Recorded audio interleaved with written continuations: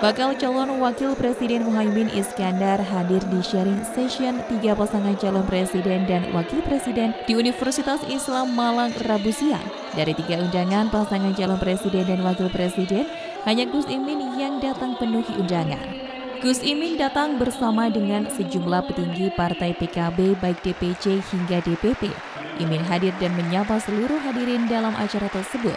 Dalam tema bertajuk meneguhkan komitmen pembangunan bidang ekonomi, pendidikan dan kebudayaan menuju Indonesia yang unggul, membahas peranan penting pendidikan dan pemerintah dalam membangun ekonomi, salah satunya dengan penyederhanaan birokrasi dan hilirisasi sumber daya alam.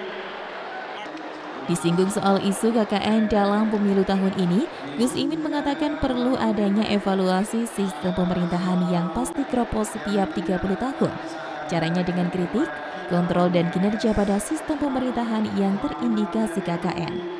Ya, kampus harus membuka diri untuk berdialektika dengan seluruh calon presiden, wakil presiden, kemudian melibatkan ahli-ahli supaya apa? Supaya pemerintahan yang terpilih nanti benar-benar berjalan sesuai tatanan yang ada. Keinginan perubahan ke perbaikan yang sempurna.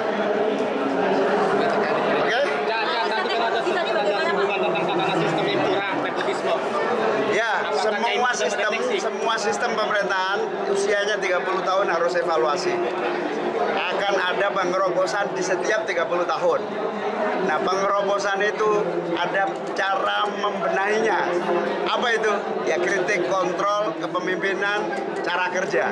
Berarti apakah sudah mendeteksi apakah sistem ini akan?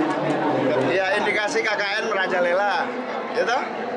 Indikasi yang lain banyak lah. Nanti kita harus evaluasi. Kalau ini kan kegiatannya harus ada tiga, sedangkan yang hadir cuma mungkin tanggapannya. Ya, kita siap.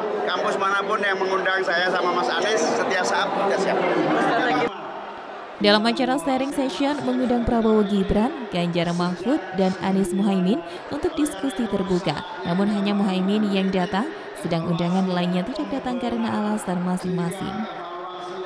Presiden satu dengan yang lain, termasuk juga bakal calon wakil presiden satu dengan yang lain, surat kita kirim dengan hari yang sama, sudah diterima semua dan semuanya sudah mengerti, diundang oleh Unisma. Maka bagi kami mengajak bagaimana bakal calon presiden dan bakal calon wakil presiden untuk bisa menyampaikan gagasan, ide, visi, misinya terkait dengan persoalan pendidikan, ekonomi dan kebudayaan. Agar supaya apa? Pemilih muda ini bisa tahu bagaimana gagasan-gagasan cerdas beliau untuk membawa bangsa dan negara kita ini. Termasuk juga kiat-kiat mereka untuk mempercepat pelaksanaan pembangunan dan apalagi di generasi emas 2045 nanti itu yang akan pegang estafet kepemimpinan negara kita ini adalah mahasiswa-mahasiswa ini.